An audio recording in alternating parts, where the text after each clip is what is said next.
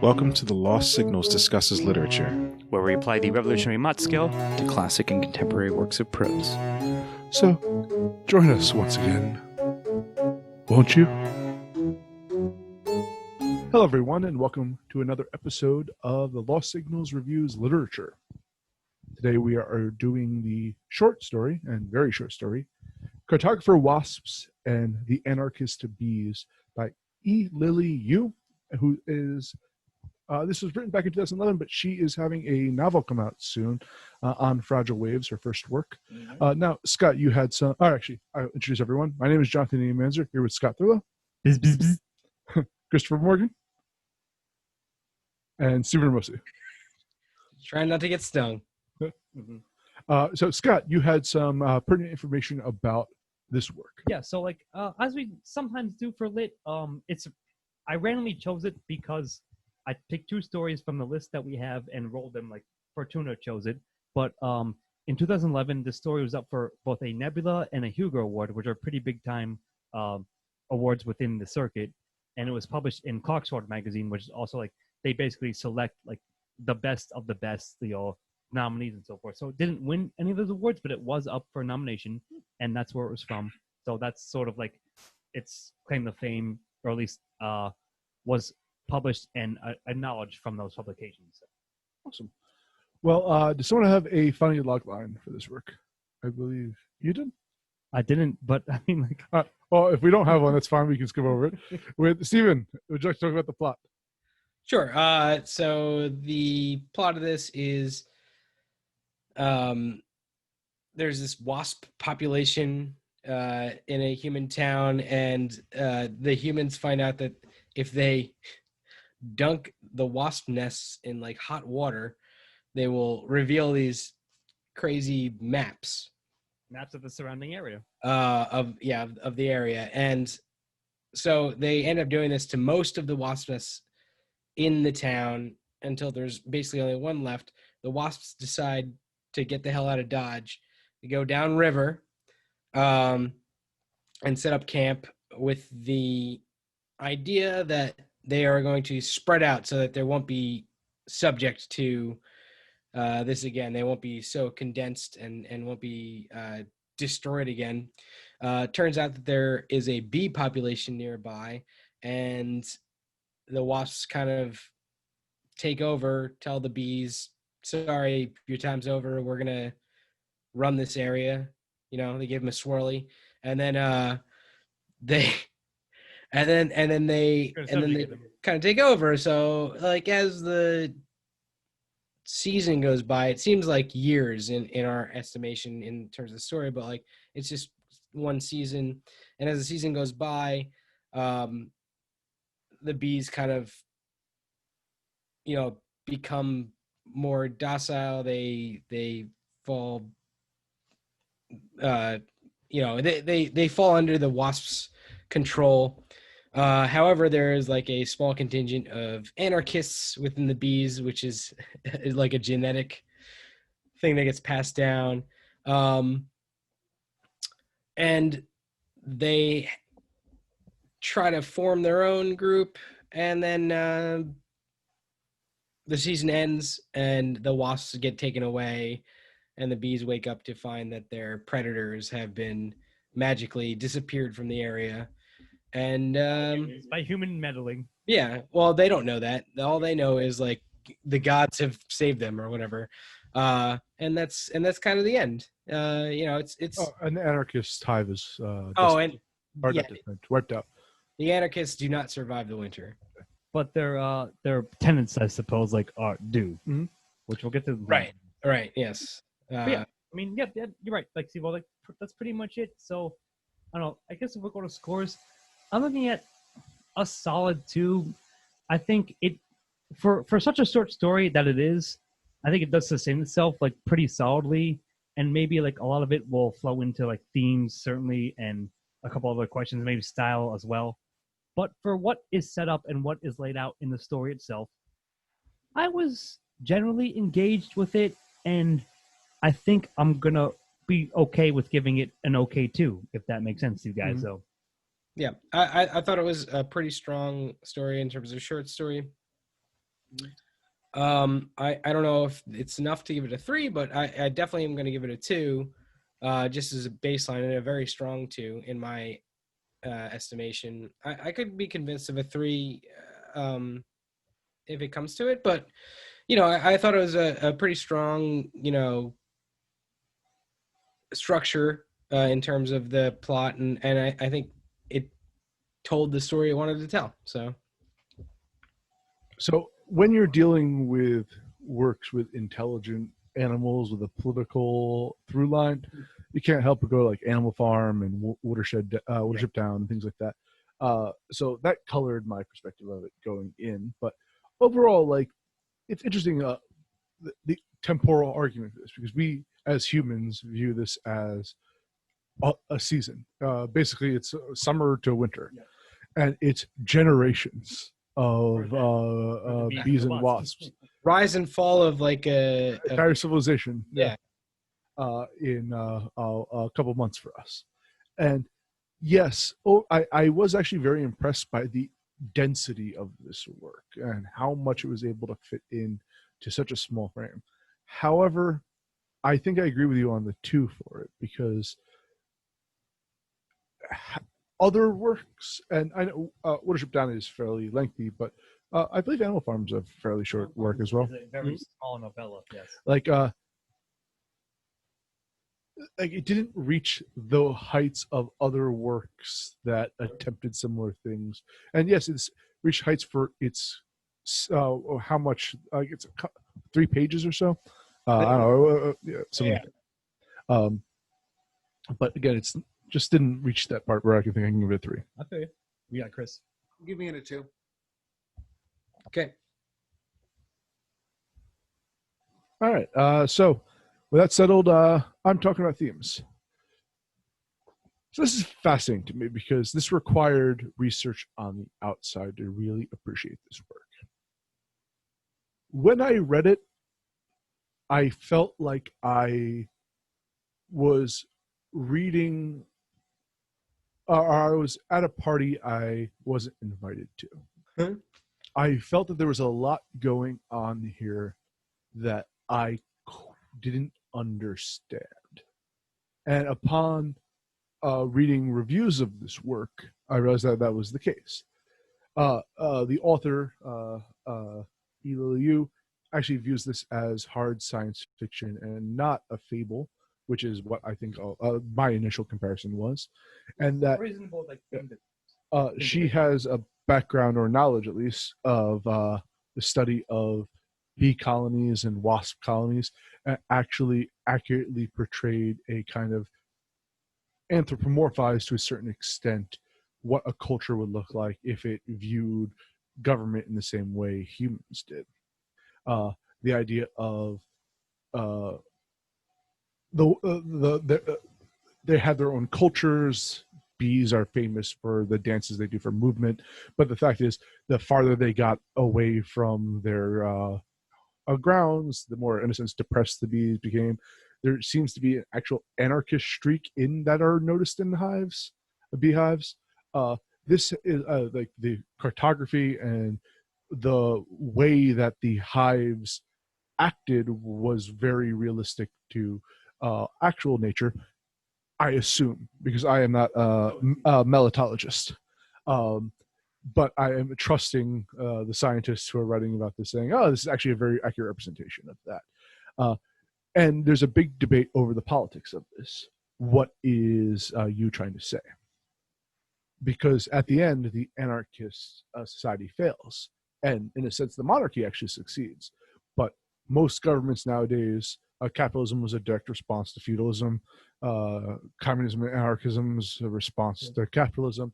It all goes back to the clashes with feudalism, but feudalism for bees seems to be the strength, except that the anarchist ideology had spread, had lived longer than their failed state. And that the anarchist ideology was brought about by the more imperialistic, or a reaction to the imperialistic wasps. So there's a lot of thought that went into this.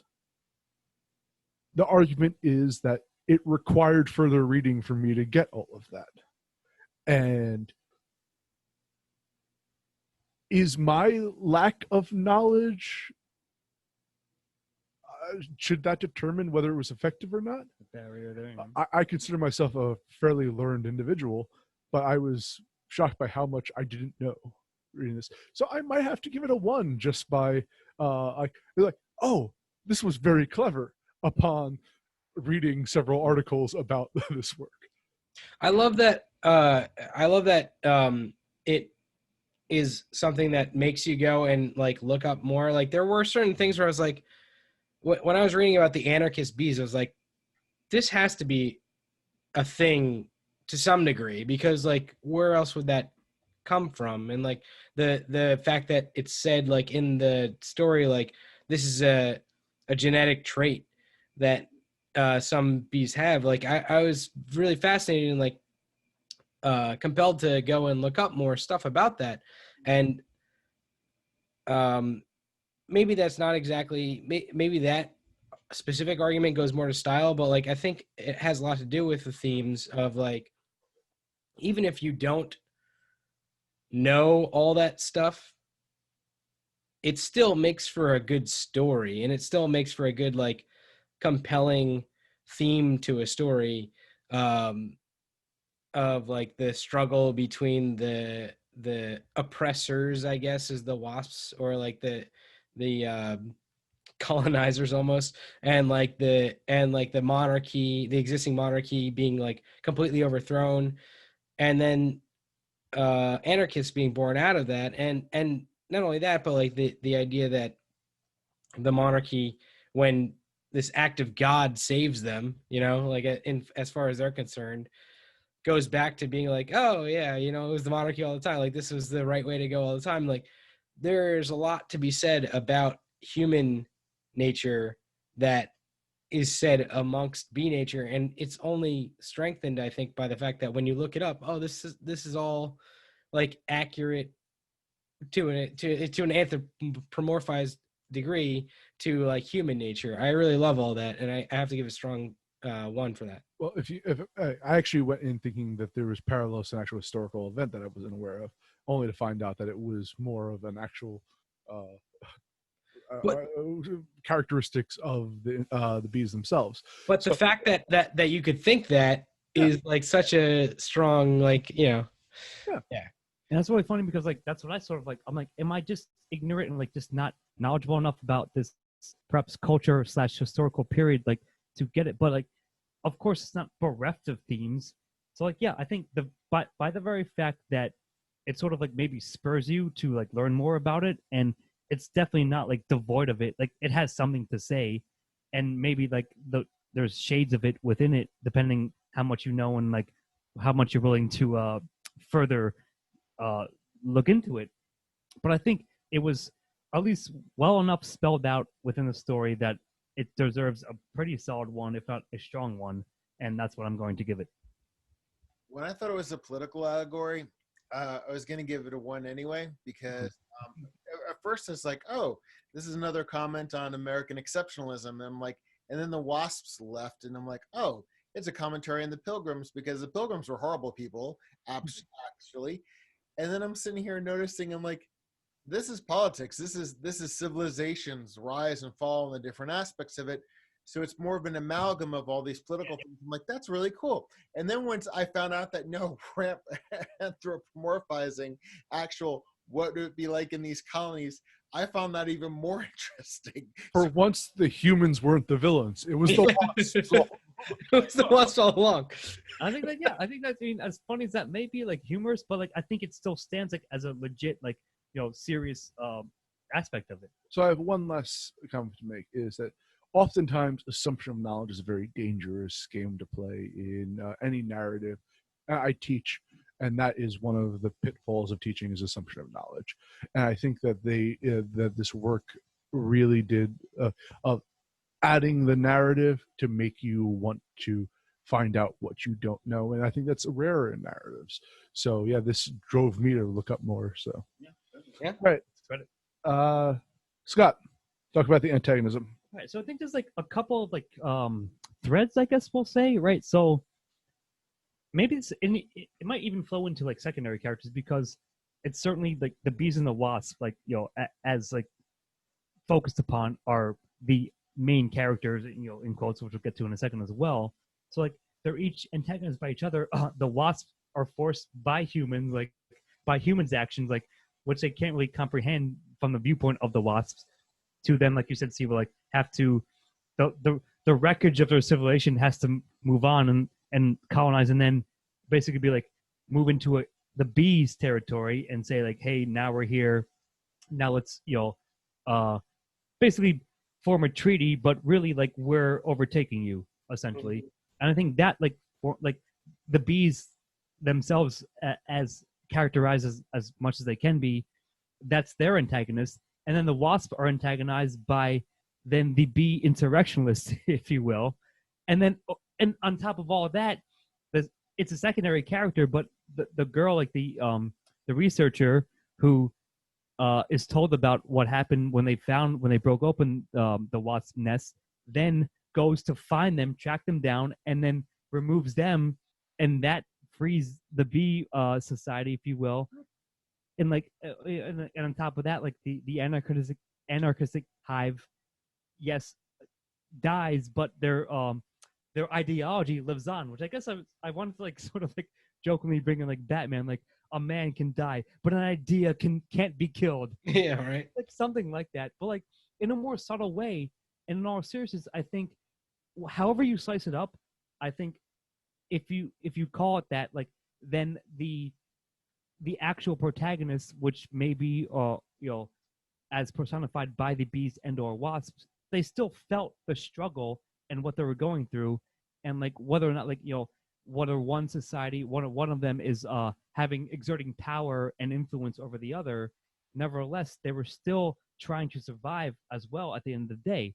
So I think all that kind of stuff like sort of works as like a again like a greater thread, if you will, altogether, enough for me to give it a pretty solid 1.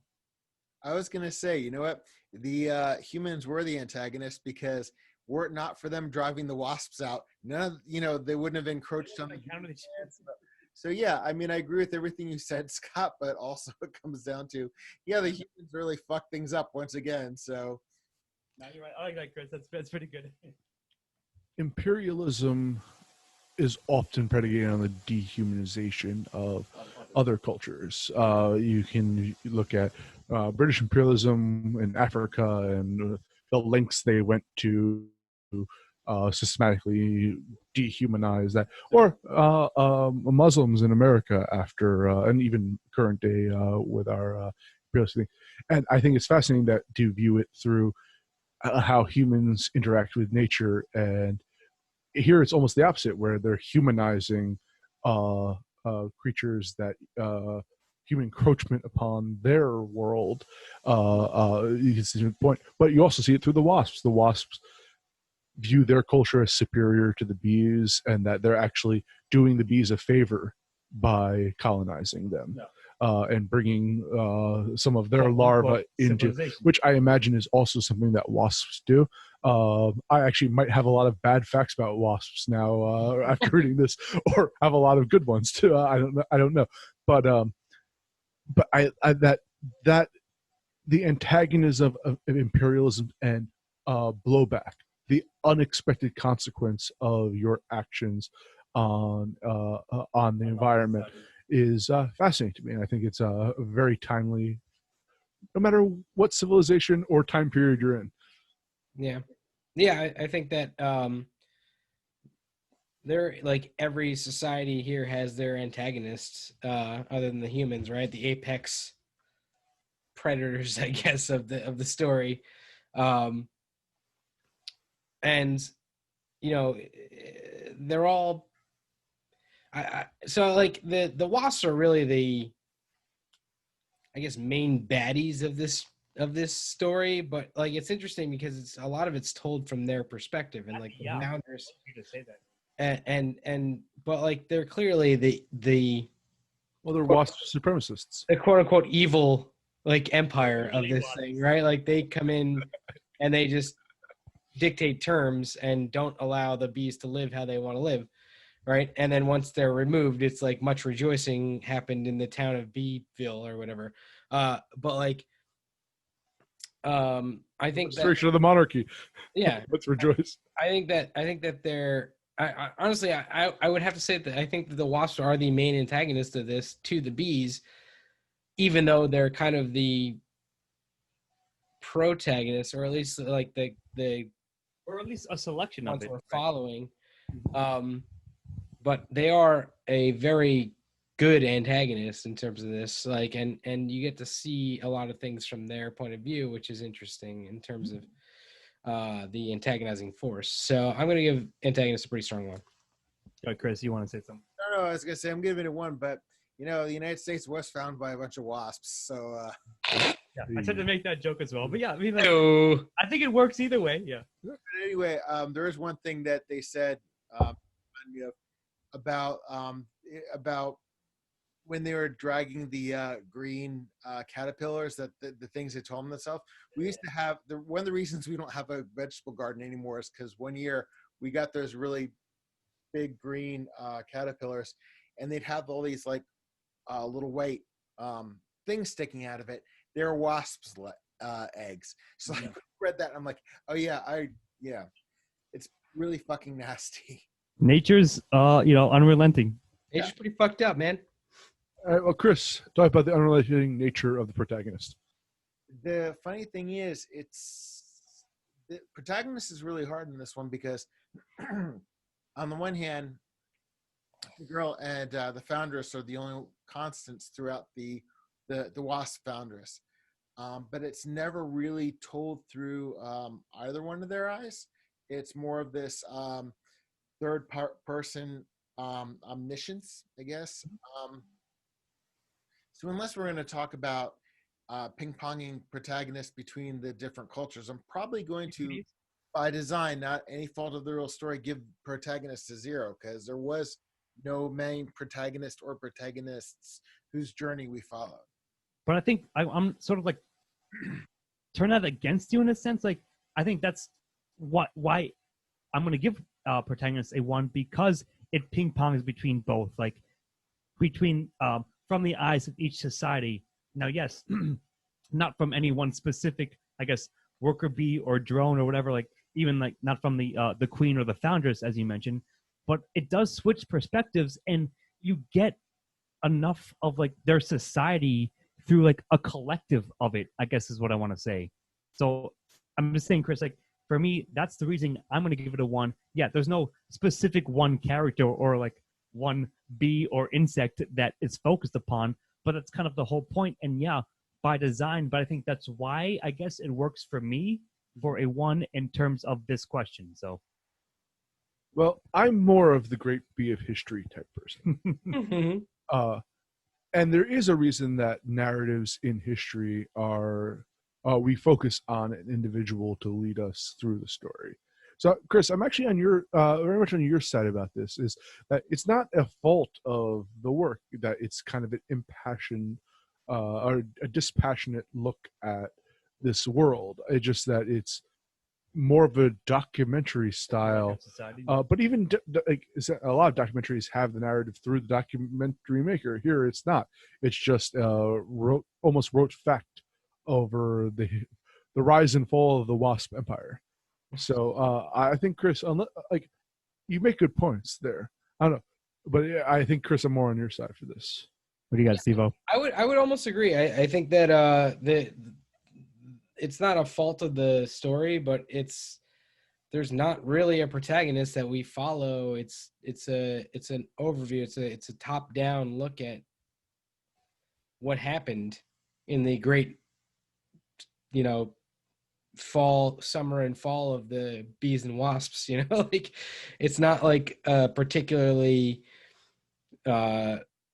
hero driven narrative, or like it's not a particularly like character driven narrative. Even it's like here is a whole view of what's going on between the bees and the wasps, and it doesn't need a protagonist, but that means that the protagonist isn't really a strong factor in this. Yeah, now, yeah, you can call certain things protagonists. Like certainly there's a through line that you follow throughout, but I don't think there's any particular thing that is a protagonist. And I guess this is one of the first times where I'm trying to think of protagonists in the same terms that we usually think of antagonist in, where it's like, is there a greater like non-specific protagonist in this? But like, I don't know if it needs that. I think I'm gonna give it a 0 probably, but like, Steve, you've read Last and First Men by Stapleton. I've read a little bit of it, not the whole thing. That has a similar scope to what this has. I mean, granted, the scope itself is It's way larger. way larger, but the idea is that there isn't really we're focusing on histories and not individuals. Right. And I don't think I would give that a protagonist for that. Yeah, I think I'm with you guys on the 0 for protagonist. And it's not like, it's just the story structure doesn't require one, or it maybe wouldn't even be. Maybe one wouldn't even be good for this type of story structure, but that doesn't mean that there is a strong one in my mind.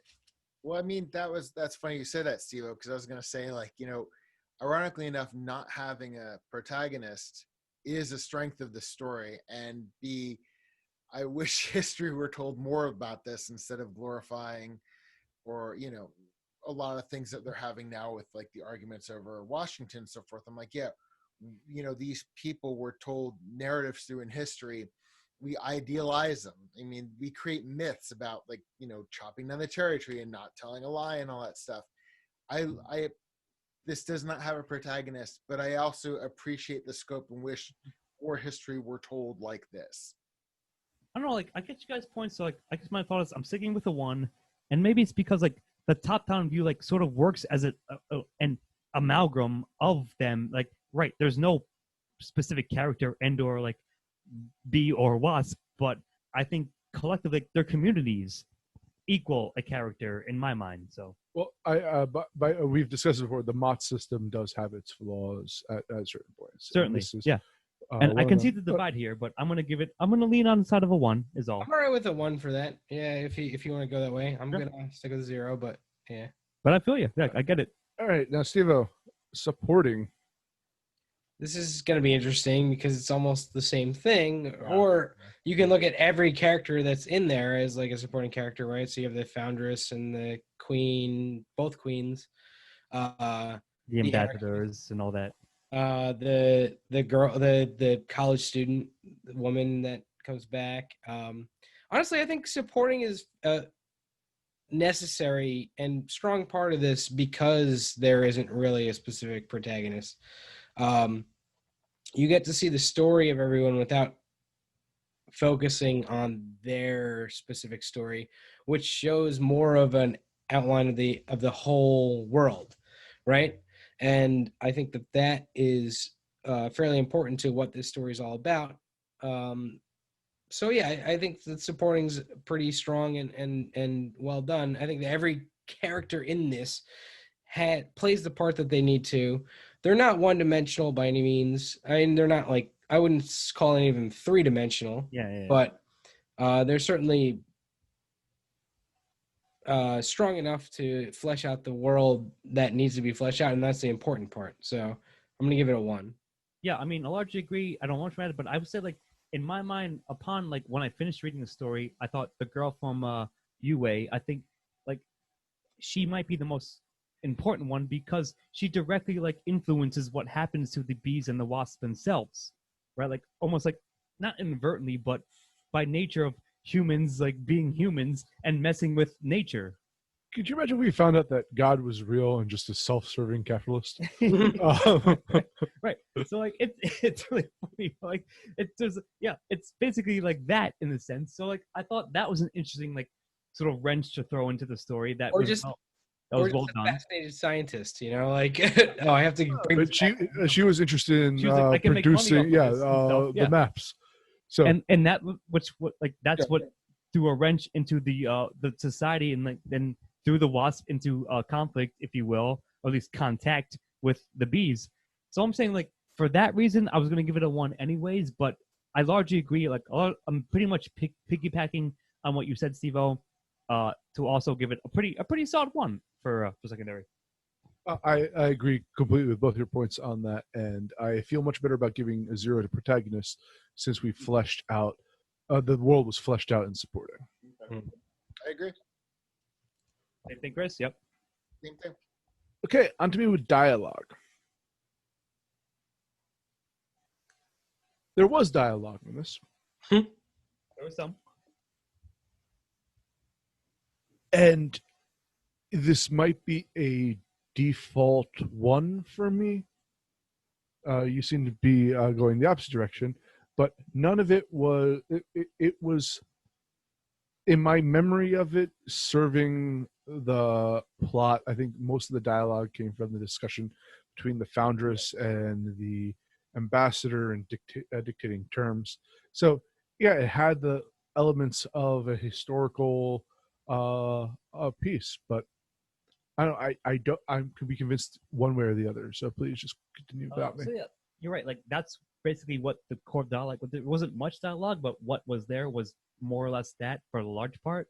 So like I guess you're right. Like the face I made, like that's probably I'm gonna give it a soft like default 0, which I think we have set precedent for something like this.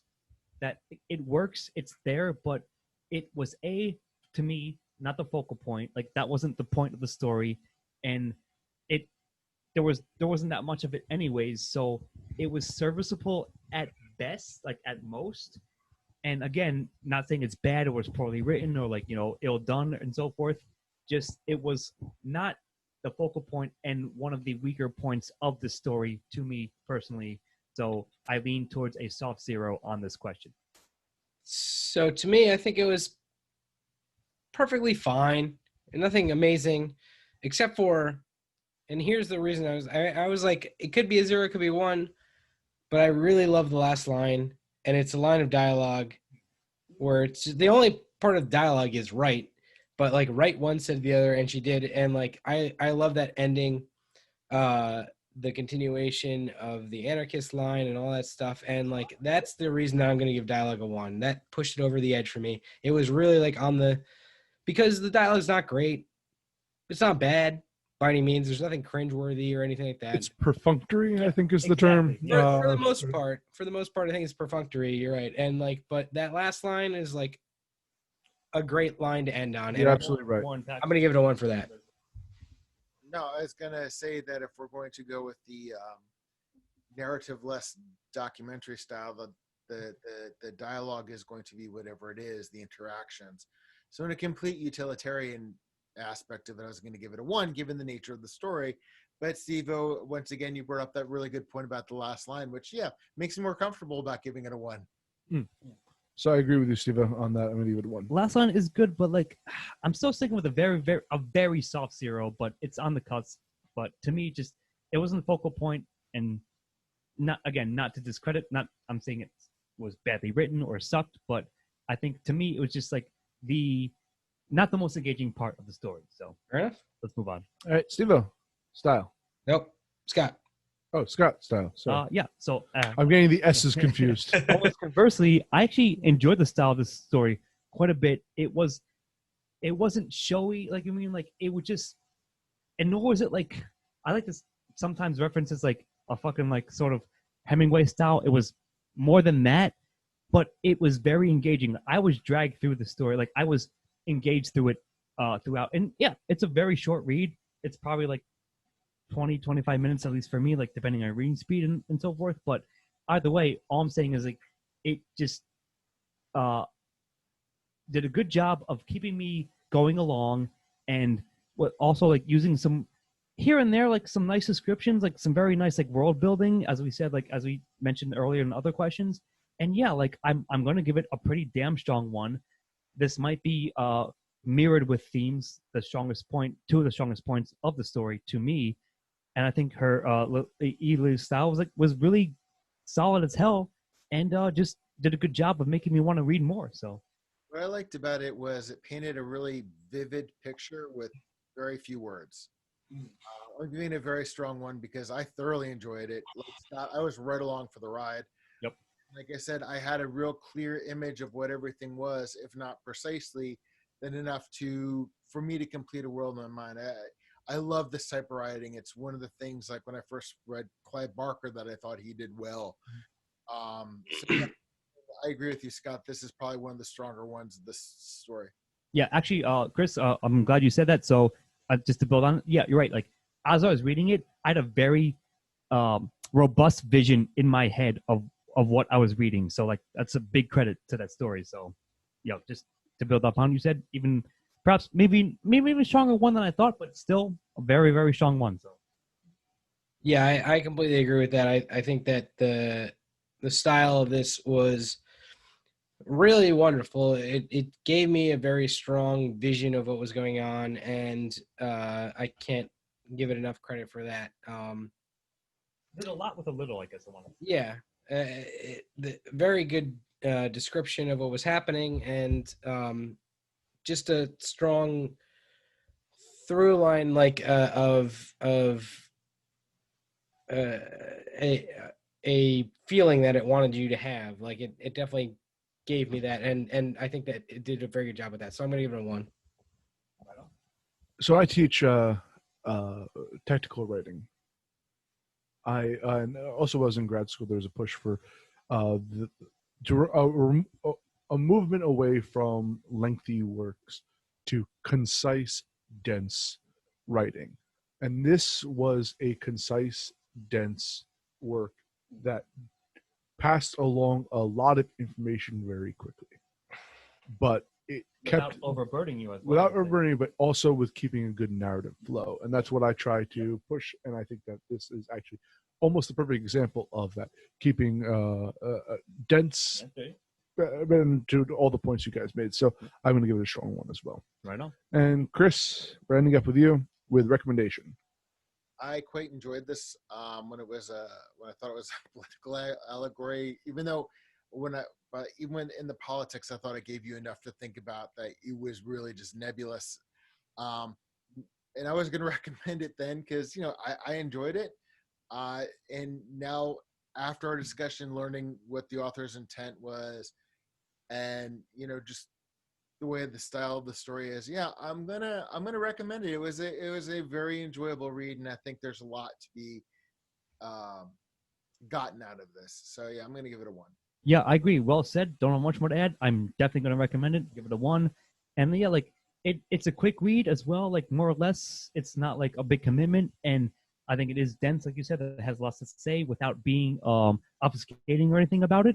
And yeah, it's definitely worth a read. So it's worth your time. Yeah, pretty strong 1 for this. I definitely recommend it. Like you said, it's pretty short, 20-minute read or something like that. And it's got a lot to say in those 20 minutes. So yeah, check it out. Go in with an open mind and go in with the idea you might not know exactly what's going on, but everything is based in a reality. And I was inspired to learn more about bees and wasps, which is something And that, that's something. and yeah, I have to give it credit for that. So yeah, it gets a recommendation from me. Mm-hmm. So overall, we all give it 8s for different reasons, though. Scott, you disagree about the dialogue, which the rest of us did, but you also said that you liked the protagonists, and the rest of us didn't. But other than that, it's or the nature of protagonists in this work. So, but overall, we all ended up on an 8. I think that's pretty spot on. Like this is a really good story, and like I said, like just to reiterate, we mentioned on the outset, it was up for an award, like multiple awards within its sphere that year, and I guess we can see why, having talked it out. Yeah, for sure. Yeah, I mean, it's very much a bee person's story. Anyway, unlike Nicolas Cage, I say yes to bees. I'm Jonathan Emanzer here with Stephen Ramosi. Cartographer Wasps and Anarchist bees over a bee movie. Huh? Christopher Morgan. I'm going to be planting some plants to attract pollinators. Yes. You're gonna get the wasps instead. And Scott, And I will be subjugating bees myself sometime soon. Thank you so much for joining us. We shall see you next time. Good night and cheers. editing and engineering by Christopher Morgan. Music by Christopher Morgan. Check us out on YouTube and iTunes for the shows, and on Facebook and Twitter for updates.